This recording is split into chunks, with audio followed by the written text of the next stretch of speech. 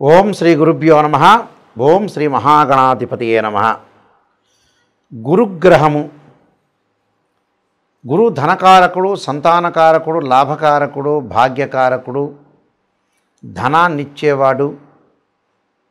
గురువు యొక్క అనుకూలత ఉండాలి, గురుబలం అనేది ఉండాలని శాస్త్రంలో చెప్పారు. గురుబలం వల్ల లైఫ్లో జీవితంలో అన్నీ కూడా మనం సాధించవచ్చనే మనకి జ్యోతిష్ శాస్త్రం చెప్తుంది. ముఖ్యంగా గురువు అతిచారంలోకి వెళ్ళటం.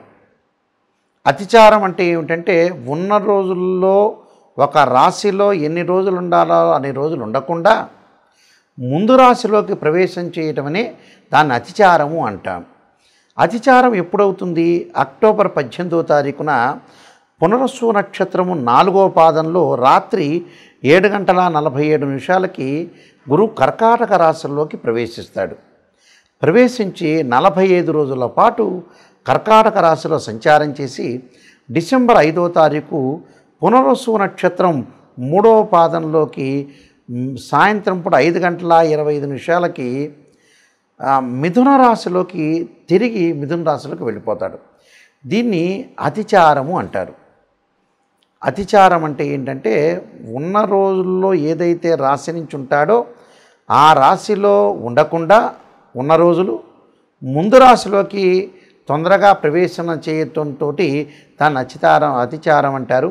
ఇది 45 రోజుల పాటు కర్కాటక రాశిలో గురువు యొక్క సంచారం అని జరుగుతుంది. వీళ్ళందరికీ కూడా ద్వాదశ రాశులు అన్న వాళ్ళందరికీ కూడా ఏ విధంగా ఉంటుందో, బృహస్పతి అంటే దేవగురువైన బృహస్పతి యొక్క ఫలితం ఏ విధంగా ఉందో ఒకసారి తెలుసుకుందాం. మీనరాశి వాళ్ళకి పంచమ స్థానంలో అంటే రాస్యాధిపతి దశమాధిపతి అయిన గురువు పంచమ స్థానంలో ఉండటం వల్ల సహజంగా ఏమిటంటే కర్కాటక రాశి గురువుకి ఉచ్చస్థానం అని చెప్పారు శాస్త్రంలో. ఏదైతే గురువు ఈ స్థానంలో కర్కాటక రాశిలో ఉండటం వల్ల మనకి ముఖ్యంగా ఏ విధంగా జరగబోతుంది? బంధుమిత్రులతోటి సంపదలతోటి విలాసవంతంగా ఉండటం, కుటుంబంలో ఉద్యోగ వ్యాపార వివాహాది శుభకార్యక్రమాలు చేసే అవకాశాలు, గౌరవం ఉన్నత పదవులు పొందే అవకాశాలు, భూములు గృహాలు వాహనాలు కొనుగోలు చేయటం, ప్రతి పని కూడా ప్రయత్నం లోపకుండా చేస్తారు, ప్రయత్నం సఫలీకృతంగా ఉంటాం, పిల్లల యొక్క చదువులు మంచి ఉత్తీర్ణత సాధించే అవకాశాలు, బంధుమిత్రులతోటి సన్మానాలు, బంధుమిత్రులతోటి వివాదాలు లేకుండా అనుకూలంగా ఉంటుంది. అలానే గ్రామీణ వ్యవహారాల యందు కొంత అనుకూలంగా ఉండే అవకాశాలు ఎక్కువగా ఉంటాయి. అంటే అర్ధలాభం తదైశ్వర్యం స్వకర్మ ప్రతిహర్షతాం అంటారు. అంటే స్త్రీ సౌఖ్యం ఉండటం, లాభాలు కలగటం, సదా స్వజన సౌఖ్యంచ పంచమస్తే భవేత్ గురువు అన్నారు. అంటే స్వజనుల చేత సౌఖ్యం ఉంటుంది, బంధుమిత్రులతో ఆనందం ఉంటుంది, మంచి పనులు చేయటం, తీర్థయాత్రలు పుణ్యక్షేత్రాలు చేసే అవకాశాలు ఉంటాయి, సంతానం లేని వారికి సంతానం కలిగే అవకాశం ఉంటుంది, సంతానం ద్వారా కూడా శుభవార్తలు కలిగే అవకాశాలు, వాహనాలు కొనుగోలు చేయటం, ఇళ్ళు కొనుగోలు చేయటం, పొలాల్ని కొనుగోలు చేయటం, బంధుమిత్రులతో ఆనందం, వివాహాది శుభకార్యక్రమాలు ప్రయత్నాలు సఫలీకృతం కావటం, కుటుంబంలో ఉద్యోగపరంగా అనుకూలంగా ఉండటం, నూతన ఉద్యోగాల్లో చేరే అవకాశాలు, నూతన వ్యాపారాలు చేసే అవకాశాలు ఉంటాయి. కాబట్టి ఖచ్చితంగా మీనరాశి వాళ్ళకి అక్టోబర్ 18 నుంచి అధికంగా లాభం ఉంటుంది. ఇంకా అధికంగా మరింత లాభం కలగాలంటే నేను చెప్పబోయే రెమెడీస్ పాటించండి, మీకు మంచి సుఫలితాలు జరిగే అవకాశం ఖచ్చితంగా ఉంటుంది. గురువు మనము చెప్పుకున్నట్టుగా సంతానాన్ని ఇచ్చేవాడు. ఆ గురువు యొక్క అనుకూలత ఉంటే ఉద్యోగం కానీ, విద్య యందు కానీ, సంపదన కానీ, సంపద సృష్టించటం కానీ, సంపద ఏర్పరచటం కానీ, ఆర్థిక పరంగా తనతో పాటు మనతో పాటు నలుగురు జీవించటం, నలుగురికి భోజనం పెట్టడము, ఇలాంటివన్నీ కూడా గురుగ్రహం యొక్క అనుకూలత ఉంటేనే మనం ముందుకు వెళ్ళగలుగుతాం. గురువు అనుకూలంగా లేదనుకోండి మనం బాగుపడలేము, మన ద్వారా ఎదుటి వాళ్ళు కూడా పెద్దగా బాగుపడే అవకాశం అనేది లేదు. కాబట్టి గురువు మనకి ఏదైతే ఇవన్నీ కూడా మనం చెప్పే గోచారీత్యే కాకుండా జన్మజాతకంలో కూడా నిజంగా గురువు ఎక్కడున్నాడని చూసుకోవాలి. ఎలా తెలుస్తుంది? మనకి చాలామంది కూడా తెలియదు. ఓన్లీ గోచారం అనేది 20% మాత్రమే రిజల్ట్స్ ఇస్తుంది. 20% సపోర్ట్. ఎంతవరకు సపోర్టు? మనం ఎంత కృషి చేసినా ఆవగిందంత అదృష్టం ఉండాలంటాం మనం. అంటే ఆ అదృష్టమే గోచారం అని అర్థం. గోచారం ఎప్పుడు కూడా 20% మాత్రమే రిజల్ట్స్ ఇస్తుంది. ఇదే కేవలం జరుగుతుందనే పాయింట్ మీద అనుకోవద్దండి. ఎందుకంటే ప్రేక్షకులందరికీ కూడా వీక్షకులందరికీ కూడా క్లియర్గా గోచారం this is the transitive system అంటారు. ఈ ట్రాన్సిటివ్ సిస్టమ్ అనేది 20% మాత్రం రిజల్ట్స్ ఇచ్చే అవకాశం అనేది ఒకటి ఉంటుంది. వ్యక్తిగత జాతకమే చాలా ఇంపార్టెంట్.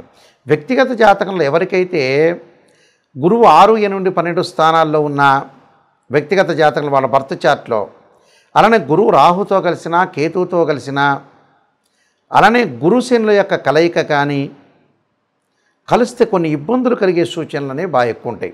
అంటే గురువు అశ్విని మఖ మూలా నక్షత్రాల్లో ఉండకూడదు, గురువు ఆరుద్ర స్వాతి శతభిష నక్షత్రంలో ఉండకూడదు, అలానే గురువు పుష్యమి అనురాధ ఉత్తరాభాద్ర నక్షత్రంలో కూడా ఉండకూడదు.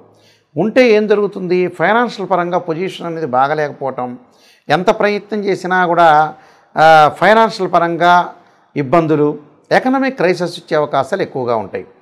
అంటే ఆర్థిక పరిస్థితి అనేది అనుకూలంగా లేకపోవడం జరుగుతుంటుంది.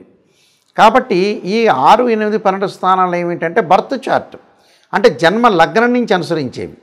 జన్మ లగ్నం నుంచి కూడా గురువు అనుకూలంగా ఉండాలి. ఉంటేనే గురుచండాలయోగ దోషాలు, గురుకేతువులు కలిసిన, గురు రాహువులు కలిసిన గురుచండాలయోగ దోషాలనే ఉండకూడదు. గురువు మంచి స్థానంలో ఉండాలి. అలానే గురువు మకర రాశిలో వాళ్ళ జన్మజాతకంలో 5 డిగ్రీలు ఉంటేనేమో నీచ అంటారు, 5 డిగ్రీల తర్వాత పరమ నీచ అంటారు. గురువు కూడా నీచ స్థానంలో ఉండకూడదు. గురువు కూడా పాపగ్రహ నక్షత్రాల్లో ఉండకూడదు. పాపగ్రహ నక్షత్రాలు అంటే పాపగ్రహ నక్షత్రాలు కాదు, గురువు రాహు నక్షత్రంలో కానీ కేతు నక్షత్రంలో శని నక్షత్రంలో కానీ ఉండకూడదు. ఉంటే ఏంటంటే ఫైనాన్షియల్ పరంగా డెవలప్మెంట్ అనేది అయ్యే అవకాశం అనేది ఉండదు. కాబట్టి ఇక్కడ ఉండదు. కాబట్టి మనం గురువు ఎలా ఉన్నాడు బర్త్ చార్ట్లో చూడాలి. అది ఫస్ట్ పాయింట్. సెకండ్ పాయింట్ వచ్చేటప్పుడు నేను చెప్పేది అంటే గోచారీత్యా గురువు. గోచారీత్యా గురువు చాలామంది కూడా చెబుతుంటారు, ఎక్కడ పడితే అక్కడ ఉంటే గురువు బాగుంటున్నాడు అని చెబుతారు. నెగిటివ్లో ఎప్పుడూ కూడా నిజాన్ని తెలుసుకోవడం చాలా ఇంపార్టెంట్. అబద్ధపు ముసుగులో ఎప్పుడూ కూడా జీవించకూడదు. నెగిటివ్ చెప్పినా, ఒక ఆస్ట్రాలజర్ నెగిటివ్ చెప్పినా దాన్ని తీసుకోవాలి. దానికి ఒక పరిష్కార మార్గాలు ఉంటాయి, ఆందోళన చెందాల్సిన పని లేదు. ప్రతిదానికి కూడా ఒక సొల్యూషన్ అనేది ఉంటుంది. గోచారీత్యా మూల సూత్రం ఏం చెప్పారు, ఏదైతే రాశి నుంచి ఏదైతే రాశి వాళ్ళు ఉంటారో ఆ రాశి నుంచి 2, 5, 7, 9, 11 స్థానాల్లో ఉంటే గోచారీత్యా గురువు మంచి చేస్తాడు, 20% సపోర్ట్ ఉంటాడు అని శాస్త్రం చెప్పబడింది. మిగతా స్థానాల్లో ఉంటే చెడ్డ చేస్తాడు. అలానే గోచారమే కాకుండా బర్త్ చార్ట్ని కూడా మనం పరిశీలన చేయాలి. గురుమార దశ ఆ లగ్నానికి మంచిదా కాదా? కొన్ని లగ్నాలకు గురుమార దశ అనేది అనుకూలంగా ఉండదు, కొన్ని లగ్నాలకు గురుమార దశ అనుకూలంగా ఉంటుంది. అలానే అంతర్దశలో ఎలా ఉంటుంది, సూక్ష్మదశలో ఎలా ఉంటుంది, ప్రాణదశలో ఎలా ఉంటుంది, బర్త్ చార్ట్లో జన్మలగ్నాన్ని చూస్తే. అంటే జన్మలగ్నాన్ని బట్టి బర్త్ చార్ట్ నుంచి పరిశీలన చేయడానికి కొన్ని ప్రిన్సిపల్స్ ఉంటాయి. గోచారీత్యా ట్రాన్సిటివ్ సిస్టమ్ ప్రకారంగా గురువును పరిశీలన చేయడానికి కూడా కొన్ని ప్రిన్సిపల్స్ ఉంటాయి. ఆ రెండింటినీ కూడా మనం క్లబ్ చేసుకుని చూసుకోవాలి. అలాగే అందువల్లే పురాతన రోజుల్లో గురుబలం ఉందా అంటారు వివాహానికి వెళ్ళినప్పుడు. గురుబలం లేకపోతే మనం ఏది సాధించలేము. ఒక అమ్మాయి వివాహం చేయటానికి కానీ, ఒక ఇల్లు కొనటానికి కూడా డబ్బు అనేది అవసరం. ధనం మూలం మిదం జగత్ అంటారు. డబ్బు లేకపోతే ఏ పని చేయలేము. అంటే డబ్బు ఉంటేనే అమ్మాయి యొక్క పెళ్ళి, అబ్బాయి యొక్క పెళ్ళి చేయగలుగుతాం. అబ్బాయి యొక్క చదువులు కానీ, అమ్మాయి యొక్క చదువులు కానీ. అలానే ఫైనాన్షియల్ పరంగా డెవలప్మెంట్ చెందాలంటే జూపిటర్ ప్లానెట్ రిప్రజెంట్ చేస్తుంది. అలా సంతానం లేని వాళ్ళకి మనం ఎంత డబ్బులు సంపాదించినా సంతానం లేకపోతే ఏముంటుంది, ఆ డబ్బంతా కూడా వృధా అయినట్టే కదా. కాబట్టి సంతానం కూడా చాలా ఇంపార్టెంట్. అందువల్లే మనం పంచాంగ శ్రవణం చేసేటప్పుడు సంతానం సంపత్ప్రదం అంటారు. సంతానం కూడా చాలా ఇంపార్టెంటే. ఆ సంతాన పరంగా కూడా ఎలా ఉందో మనం చూసుకొని ముందుకెళ్తే లైఫ్లో మనకు అనుకూలమైన ఫలితాలు జరిగే అవకాశాలు ఖచ్చితంగా ఉంటాయి. సంతానాన్ని చూసుకొని ముందుకెళ్ళారనుకోండి, సంతానం సగం బలం అంటారు. ఫైనాన్షియల్ పరంగా కానీ, ఉద్యోగ పరంగా కానీ, ఆదాయ పరంగా కానీ. గృహంలో అలక్ష్మీ పరిహారం అంటారు. అంటే లక్ష్మీదేవి అనుకూలత ఉండాలంటే అందువల్లే మనకి చాలా చోట్ల కూడా గురువారాన్ని లక్ష్మీవారం చెబుతుంటారు. అంటే లక్ష్మీ కరుణాకటాక్షం ఉండాలంటే జాతకంలో బర్త్ చార్ట్లో గురుగ్రహం యొక్క అనుకూలత ఉండాలి. గురువు బాగున్నాడు అనుకోండి, మన అన్నీ కూడా అనుకూలంగా ఉన్నట్టు. కానీ గోచారం అనేది ఏంటంటే 20% మాత్రమే సపోర్ట్ చేసే అవకాశాలు అనేవి ఖచ్చితంగా ఉంటాయి. కాబట్టి నేను కొన్ని రెమెడీస్ అనేవి చెప్తున్నాను. ఆ రెమెడీస్ మీరు పాటించండి. గురువు బాగలేని వాళ్ళు ఖచ్చితంగా జాతకంలో గురుచండాల యోగ దోషం ఉందా లేదా చూసుకోవాలి. బృహస్పతి జపం చేసుకోవాలి. వీలైతే బృహస్పతి శ్లోకాన్ని చదవటం. దేవానాంచ ఋషీనాంచ గురుకాంచన సన్నిభం బుద్ధిమతం త్రిలోకేశం తమ నమామ్యం బృహస్పతి అనే మంత్రాన్ని, దత్తాత్రేయ స్వామి యొక్క స్తోత్రపారణాన్ని, దత్త కవచాన్ని, వీలైతే నవగ్రహాల్లో బృహస్పతి గురువారం రోజున గురు హోరలో ప్రయాణం చేయటం, శనగలతో చేసిన వంటకాన్ని ప్రధాన అర్చకులకు ఇచ్చి భక్తులందరికీ కూడా పంచమని చెప్పటం, అలానే శనగలు దానం చేయటం, అలానే నానబెట్టిన శనగలు ఆవుకు పెట్టడం, అలానే గురుచండాల యోగదాశానికి బృహస్పతి పాశుపతాస్ రుద్రాభిషేకం, సర్పసూక్త పాశుపతాస్ రుద్రాభిషేకం, బృహస్పతి జపం చేయటం, అలానే దశాంక్షేత్రర్పణము, అలానే బృహస్పతి హోమం రావి సమితులతోటి శనగలు దానం చేయటం చేయాలి. ఇవన్నీ కూడా దత్తాత్రేయ స్వామితో పాటు దత్తాత్రేయ స్వామి యొక్క స్తోత్ర పాలనం చేసుకోవటం వల్ల గురువుకి అధిష్టాన దేవతలు అంతరిక్ష దేవతలు కూడా ఉంటారు. అంటే అధిదేవత, ప్రత్యదేవత, అధిష్టాన దేవత, అంతరిక్ష దేవతలు ఉంటారు. వాళ్ళందరూ కూడా భక్తితో కొలవటం ఒకటి.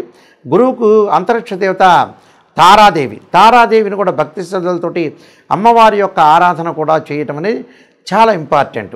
అంటే ఇంద్రుణ్ణి ఆరాధన చేయాలి, బృహస్పతిని ఆరాధన చేయాలి. ఇలాగా ప్రతిదీ కూడా ఆరాధన చేయటం అనేది చాలా ఇంపార్టెంట్. కాబట్టి పరమేశ్వరుని కూడా ఆరాధన చేయటం వల్ల చాలా మంచి జరిగే అవకాశాలు ఎక్కువ ఉంటాయి. గురువుల్ని పూజించడం వల్ల కూడా మనకు మంచి సుఫలితాలు జరిగే అవకాశం ఖచ్చితంగా ఉంటుంది.